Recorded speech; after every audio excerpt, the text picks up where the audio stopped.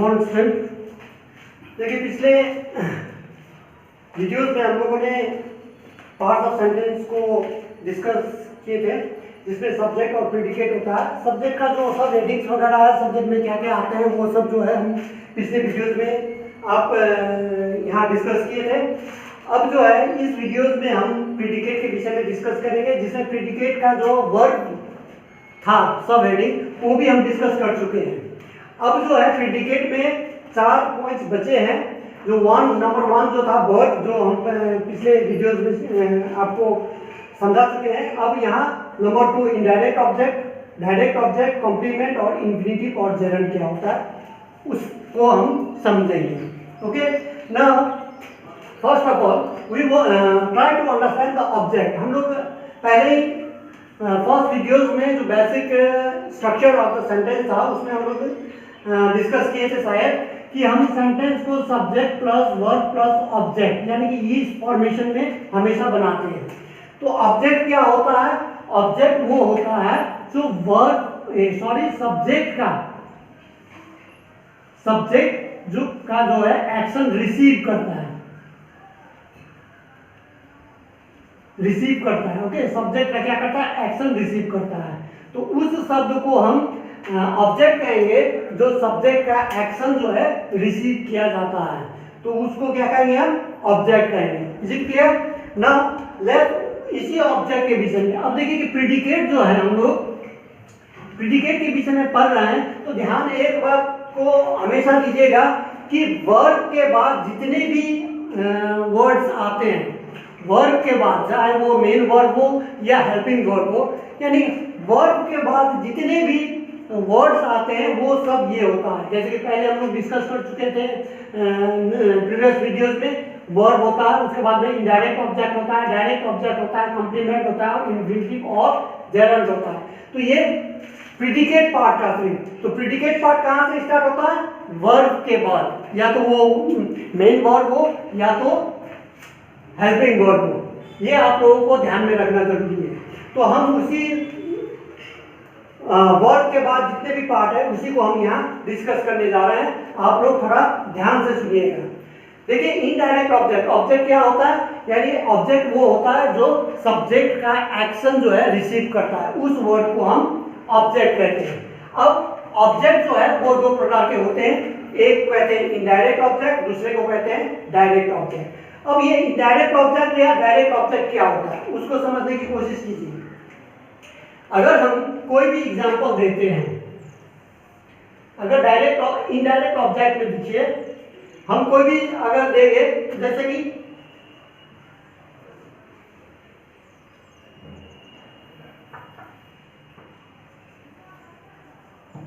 Sunil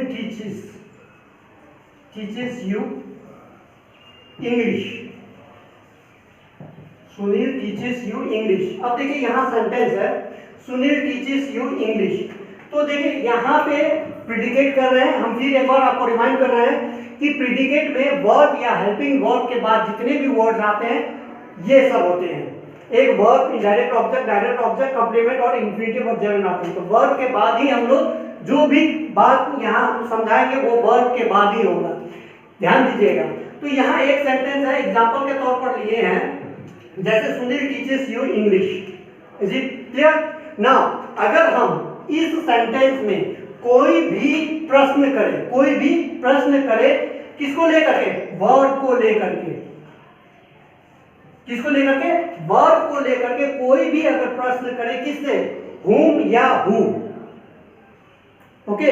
whom या who से अगर कोई भी प्रश्न करे वर्ब से, तो उसका जवाब यानी उसका अगर उत्तर मिल जाए तो आप कहेंगे वो जो है इनडायरेक्ट ऑब्जेक्ट है। जैसे कि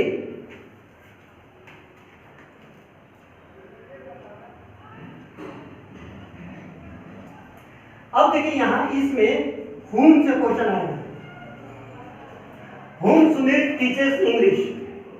अब whom सुनील टीचेस इंग्लिश यानी किसको जो है सुनील जो है इंग्लिश पढ़ा रहा है, ओके। तो अब यहाँ इसका आंसर whom से आ गया। आपका क्या आंसर रहेगा? यहाँ इस आंसर में सुनील टीचेस यू इंग्लिश, यानी कि यहाँ का आंसर क्या है? whom Sunil teaches English.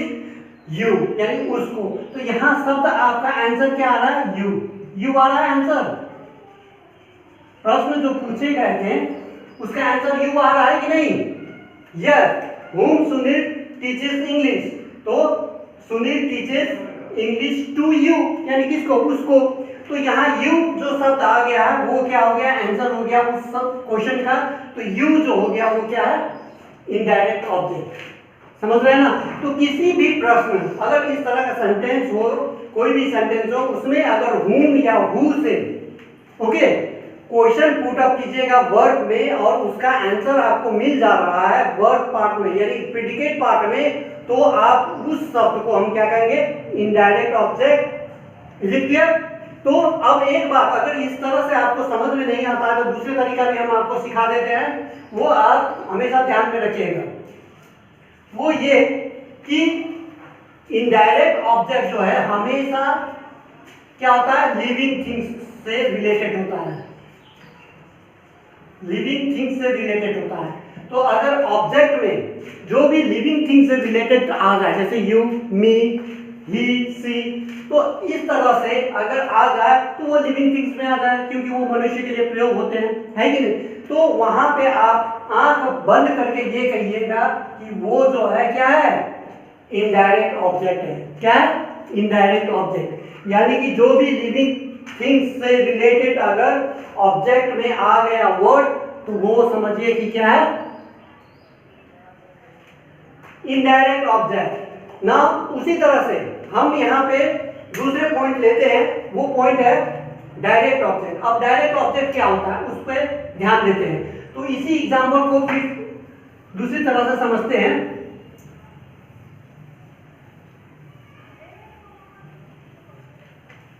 अगर हम कहेंगे, जैसे कि हमने फर्स्ट में क्वेश्चन किया था इनडायरेक्ट ऑब्जेक्ट को जानने के लिए whom से, अब डायरेक्ट ऑब्जेक्ट में अगर व्हाट से क्वेश्चन पुट अप किया जाता है, किसको? डायरेक्टली वर्ब को। ओके, डायरेक्टली वर्ब को अगर क्वेश्चन पुट अप किया जाता है व्हाट, यानी व्हाट से अगर कोई प्रश्न पूछा जाए किसी वर्ब से सेंटेंस में, तो उसका आंसर अगर आपको मिल जा रहा है तो उसे हम डायरेक्ट ऑब्जेक्ट कहते हैं। जैसे कि अगर व्हाट सुनील टीचेस यू,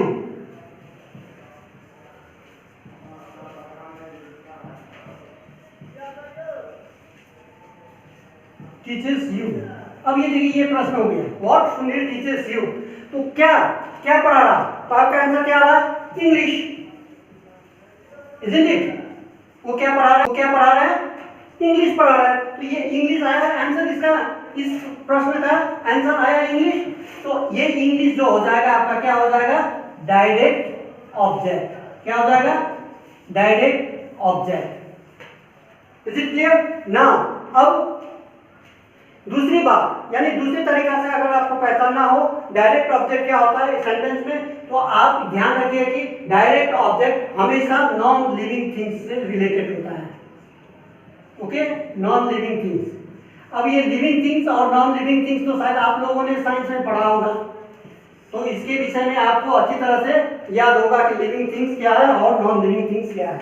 तो जितने भी नॉन लिविंग थिंग्स अगर यहाँ पढ़ जाए, जैसे टेबल, चेयर, फैन, ये सब चीज कोई आ गया अगर ऑब्जेक्ट के रूप में, तो हमेशा समझिए कि वो क्या है? डायरेक्ट ऑब्जेक्ट है। Is it clear? Now direct और इनडायरेक्ट ऑब्जेक्ट तो आप लोग समझ गए होंगे। Now let's come to next point, that is complement. अब कॉम्प्लीमेंट क्या होता है? हम लोग देखते हैं कि सेंटेंस को कंप्लीट, कोई सेंटेंस जो होता है वो इनकम्प्लीट रहता है कि नहीं? तो इनकम्प्लीट रहता है तो उसको कंप्लीट करने के लिए कुछ शब्द चाहिए, हम लोगों को कुछ शब्द वहां पे देना होता है। तो वो शब्द देंगे तो वो सेंटेंस कंप्लीट होता है, तो उसे हम कॉम्प्लीमेंट कहेंगे। ओके, और दूसरे तरीके से अगर हम समझने की कोशिश करेंगे तो ये भी इस तरह से भी समझ सकते हैं, जैसे कि अगर कोई भी वर्ड के मीनिंग को सपोर्ट करता है, ओके, वर्ड के मीनिंग को सपोर्ट करेगा, उस शब्द को हम क्या कहेंगे? कॉम्प्लीमेंट कहेंगे। जैसे कि अगर हम कहेंगे I am a teacher, I am a teacher, okay, तो यानी कि I am a teacher, a teacher जो है हम यहाँ पे आई एम अ टीचर, तो ये ए टीचर जो है वो आपका क्या है, कॉम्प्लीमेंट है। क्या है, कॉम्प्लीमेंट है। क्यों? क्योंकि ये वर्ब को क्या कर रहा है, सपोर्ट कर रहा है। वर्ब को क्या कर रहा है, सपोर्ट कर रहा है। उसी तरह से अगर हम कहेंगे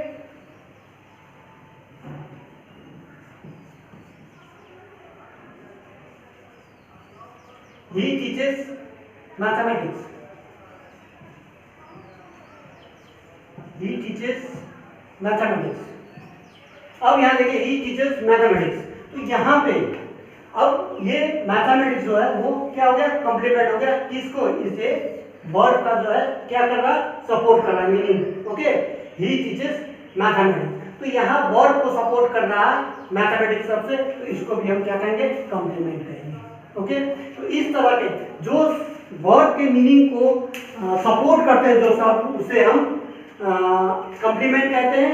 या तो दूसरी तरह से अगर जानने की कोशिश करेंगे तो मीनिंग यानी सेंटेंस को कंप्लीट सेंस देने के लिए जो शब्द हम प्रयोग करते हैं उस शब्द को हम कॉम्प्लीमेंट कहते हैं। तो कॉम्प्लीमेंट क्लियर हो गया। Now let's come to the next point, that is infinitive. Infinitive शायद आप लोगों को क्लास 7 में हम पढ़ा चुके हैं और थोड़ा रिवाइज कर लेते हैं। इन्फिनिटिव और जेरंड, इन्फिनिटिव और जेरंड जो है नॉन फाइनाइट वर्ब है। क्या है, नॉन फाइनाइट वर्ब। अब ये समझ रहे होंगे कि ये फाइनाइट वर्ब और नॉन फाइनाइट वर्ब क्या होता है, तो उसको थोड़ा हम रिवाइज करते हैं। फाइनाइट वर्ब वो होता है जो सब्जेक्ट के आधार पे सेंटेंस में प्रयोग किए जाते हैं, और नॉन फाइनाइट वर्ब वो होता है जो क्या होता है, फ्रीली, यानी सेंटेंस में फ्रीली हम यू इस्तेमाल करते हैं। उसको हम समझने की कोशिश करते हैं एक एग्जांपल से।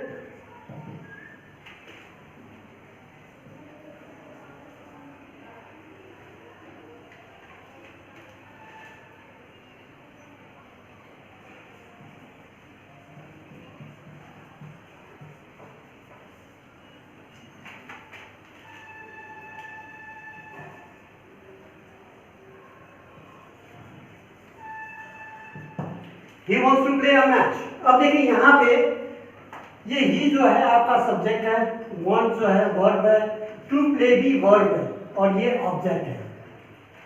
ओके, नाउ इसमें देखिए दो वर्ब यूज किए गए हैं, एक want और एक to play, तो ये दोनों वर्ब है।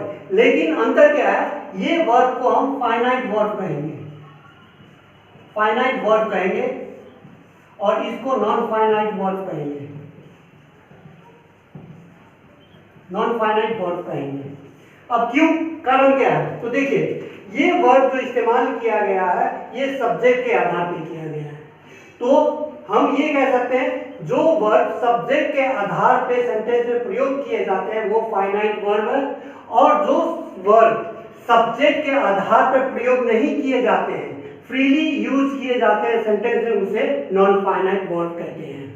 Is it clear? तो ये है, आप समझ लीजिए फाइनाइट और इनफाइनाइट, फाइनाइट और नॉन फाइनाइट वर्ब क्या होता है, समझ गए? तो जो वर्ब जो है सब्जेक्ट के आधार पर यूज किया जाता है वो फाइनाइट वर्ब है, और जो फ्रीली यूज किए जाते हैं वो नॉन फाइनाइट है। Is it clear?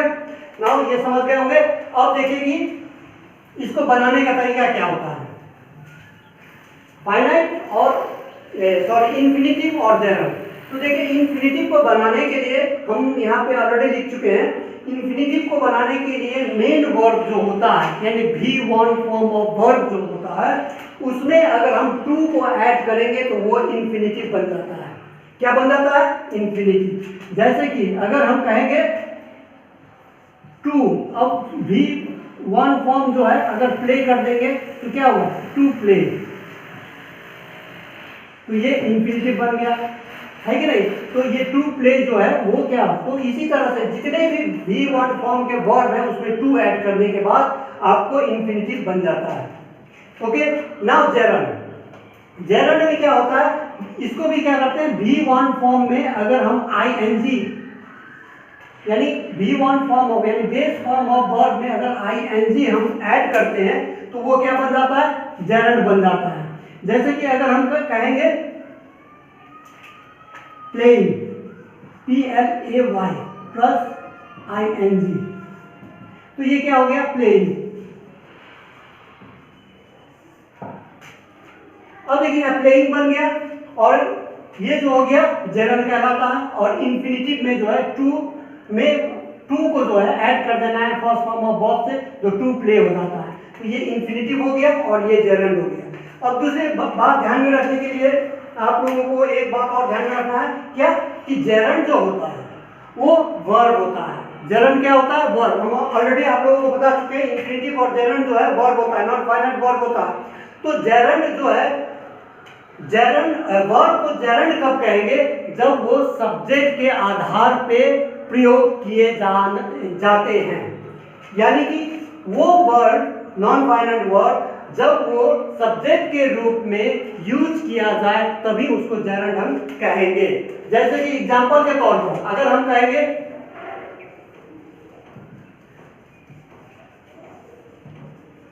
Playing is good for health,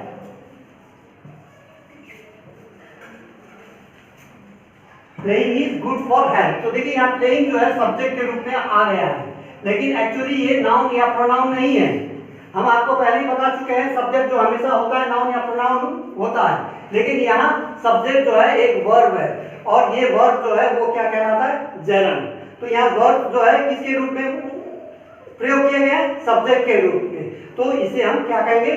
gerund कहेंगे। तो इस वीडियोस में बस इतना ही, और नेक्स्ट वीडियोस में हम आपके समक्ष लेकर आएंगे types of sentences. Till then bye.